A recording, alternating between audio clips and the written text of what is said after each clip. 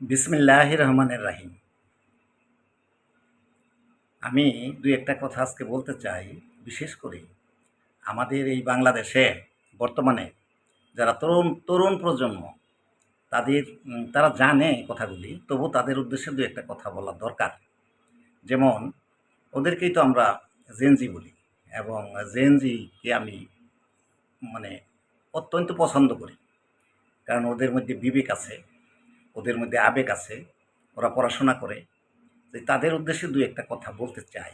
সেটা হলো, আচ্ছা, আমাদের মহান স্বাধীনতার ঘোষক শহীদ প্রেসিডেন্ট জিয়াউর রহমান, উনি যখন স্বাধীনতার ঘোষণা দেন তখন তার বয়স ছিল ৩৫ বছর। হ্যাঁ, একজন মেজর। তো বয়স তো, আজকে আমরা তরুণ প্রজন্মের কথা বলি, উনি তো তখন বয়সে তরুণ।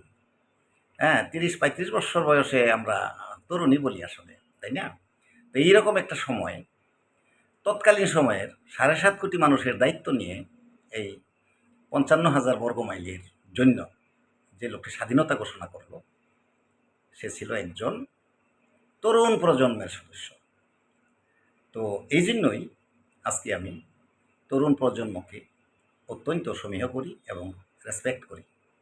তো আচ্ছা, আজকাল একটা প্রবণতা দেখা যাচ্ছে, এই তরুণ প্রজন্মকে সামনে রেখে অনেকে বলতে চায় যে আমরা একটা ফ্যাসিস্টকে বাংলাদেশ থেকে উৎখাত করে আরেকটা ফ্যাসিস্ট আনতে চাচ্ছি না। অর্থাৎ আরেকটা ফ্যাসিস্ট বলতে আকারে, ইঙ্গিতে, প্রকারে তারা বর্তমান যে বিপুল ভোটে বিজয়ী যে দলটা, এটা বিএনপিকে বোঝাতে চাচ্ছে। এখানেই তরুণ প্রজন্মের সাথে আমার দুটি কথা। তো তরুণ প্রজন্মের সেদিনের মেজর জিয়া স্বাধীনতার ঘোষণা করে, পরবর্তী সময়ে যখন স্বাধীনতার পর বাংলাদেশের মানুষের সমস্ত আশা আকাঙ্ক্ষাকে ধূলিসাৎ করে একদলীয় শাসন গঠন করলো। আমি সংক্ষেপে বলবো, সব কথা বলবো না। তৎকালীন বাংলাদেশের নাজুক অবস্থা কীভাবে তৈরি হয়েছিল সেগুলো আমি বলতে চাই না। কিন্তু একদলীয় শাসন যখন গঠন হলো, তখন কিন্তু সেদিনের মহান স্বাধীনতার ঘোষক আমাদের শহীদ রাষ্ট্রপতি জিয়াউর রহমান, অর্থাৎ সেদিনের মেজর জিয়া, আবার উনি বাংলাদেশের দৃশ্যপটে আসলেন। এবং উনি কী করলেন? উনি দৃশ্যপটে আসার পর সেই বাকশালী ব্যবস্থাটাকে উনি বাতিল করে দিলেন, একদলীয় শাসনের ব্যবস্থাটাকে। তাহলে ব্যাপারটা কী দাঁড়ালো? ফ্যাসিস্ট বা একদলীয় থেকে বাংলাদেশকে বহুদলীয় গণতন্ত্রে কে আনলো? শহীদ রাষ্ট্রপতি জিয়াউর রহমান। আবার দেখা গেল অনেক কথা এর মধ্যে আসে। এরপরে উনি শাহাদাত বরণ করার পর, এটা শহীদ রাষ্ট্রপতি জিয়াউর রহমানের শাহাদাতের মাস, তাই আমি কথাগুলি একটু সংক্ষেপে গুছিয়ে বলতে চাই, অগোছালোও হতে পারে। এরপরে বিএনপি সরকার যখন ওনার শাহাদাতের পর দেশ চালাতেছিল, একটা গণতান্ত্রিক সরকার, সেটাকে হটিয়ে দিয়ে বাংলাদেশে আবার একটা একদলীয় শাসন বা সামরিক শাসন কে আনলো? এটা কে আনলো? এটা আনলো হুসেইন মোহাম্মদ এরশাদ, একটা সামরিক জান্তা, তাই না? তো হুসেইন মোহাম্মদ এরশাদ ৯ বছরই দেশটা চালাইল সামরিকীকরণ, এবং বাংলাদেশের গণতন্ত্রকে ধ্বংস করলো, বাংলাদেশের সুশীল সমাজকে ধ্বংস করলো। তারপরে এদেশের একটা খারাপ শাসন, একটা বর্তমান যেটার গন্ধ এখনও আছে, সেই শাসনটাই দেশে শুরু করলো, গণতন্ত্রটাকে সম্পূর্ণ ধ্বংস করে দিল। আর এই সময়টাই এদেশে আন্দোলন করলো কে?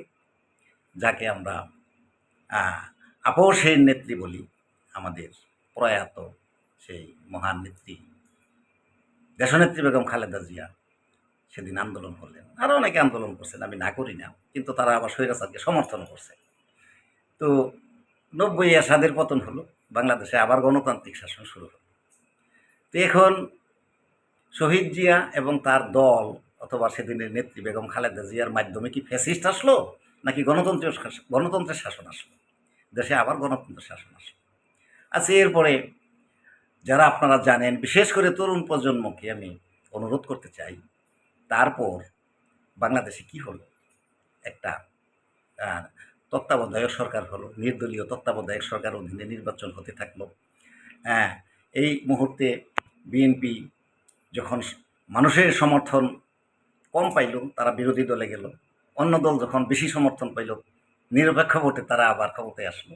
কিন্তু এই নিরপেক্ষ ব্যবস্থাটাকে ধ্বংস করলো কারা? এটা কে করলো? 96 সালে মানে যে সরকারটা পাওয়ারে আসছিল, অর্থাৎ বর্তমান যারা পলাতক, তারা দেখলো যে তাদেরকে পরাজিত হতে হয়। পরের বার পাওয়ারে এসেই তারা কি করলো? একদলীয় শাসনের জন্য আবার সেই তত্ত্বাবধায়ক সরকারটাকে বাতিল করে দিল। তো এরপরে কি হইল?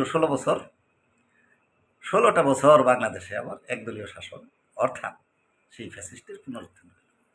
এখন মাঝখানে 111-এর একটা সরকার আসছিল। তরুণ প্রজন্মের কাছে বলি, সেইটা কি গণতান্ত্রিক শাসন ছিল? সেইটাও এক ধরনের ফ্যাসিস্ট ছিল, এদেশের গণবিরোধী একটা সরকার ছিল। তারপরে পরবর্তী সময়ে আবার এদেশে যখন আমাদের একটা আন্দোলন হলো, আমাদের তরুণ প্রজন্ম এগিয়ে আসলো, আমাদের যে বিএনপি এবং আমাদের নেতা তারেক রহমান বিদেশ থেকে উনি যেভাবে অনুপ্রেরণা দিলেন, এটা কেউ অস্বীকার করার কোনো উপায় নাই। সবচেয়ে বড় দল, বিরোধী দল এবং আন্দোলনের দল তখন বিএনপি। তো যাই হোক, আবার স্বৈরাচার পতন হলো এবং দেশে একটা অন্তর্বর্তী সরকার আসলো। ওইটাও কোনো গণতন্ত্রের সরকার না। তো যাই হোক, তারপরে নির্বাচনের পরে বিপুল ভোটে আবার বিএনপি 2/3 সমর্থন পেয়ে দেশে সরকার গঠন করল। এখন একটা কথা বলি, অন্তর্বর্তী সরকারের সময় কিছু কথা হয়েছে সংস্কার নিয়ে, আমি না করি না, এবং সংস্কারকে আমরা স্যালিউট জানাই। এবং বিএনপি বলতেছে অক্ষরে অক্ষরে এদেশে জুলাই সনদ বাস্তবায়ন হবে এবং সংস্কার কার্যকর করা হবে। তো অতীতে যে সংস্কারগুলি হয়েছে সেগুলি কার মাধ্যমে হয়েছে? তত্ত্বাবধায়ক সরকারের সংস্কার কার মাধ্যমে হয়েছে? বিএনপির মাধ্যমে, তাই না? বহুদলীয় গণতন্ত্র এদেশে আসলো কার মাধ্যমে? বাকশাল পতনের পরে, এটা শহীদ জিয়ার মাধ্যমে, তাই না?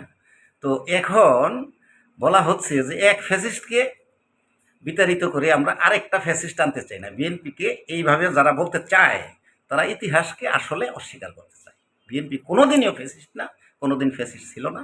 I can challenge to everybody, আমি তরুণ প্রজন্মের কাছে অনুরোধ করছি, তারা যেন খুব ভালো করে দেখে, তাদেরকে যেন কেউ বিভ্রান্ত করতে না পারে।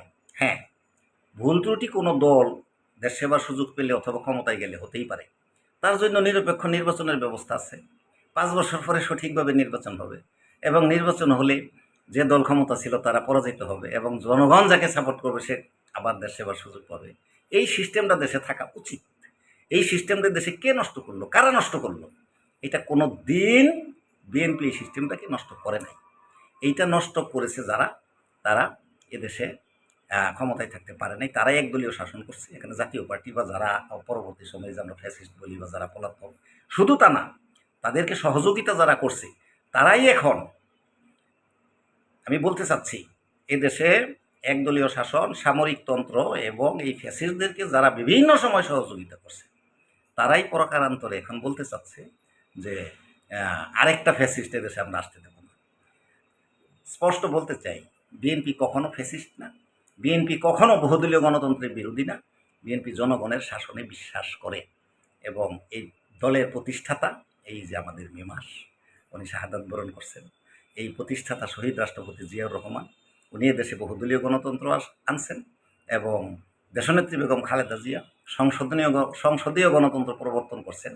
এবং আমরা মনে করি আমাদের বর্তমান নেতা মাননীয় প্রধানমন্ত্রী তারেক রহমানের নেতৃত্বে বাংলাদেশ এই 5 বৎসরে এমন একটা জায়গায়, উঁচু জায়গায় যাবে যেখান থেকে সবাই যদি বিষয়টাকে সমর্থন করে, বাংলাদেশ থেকে গণতন্ত্র আর কেউ কোনো দিন হরণ করতে পারবে না।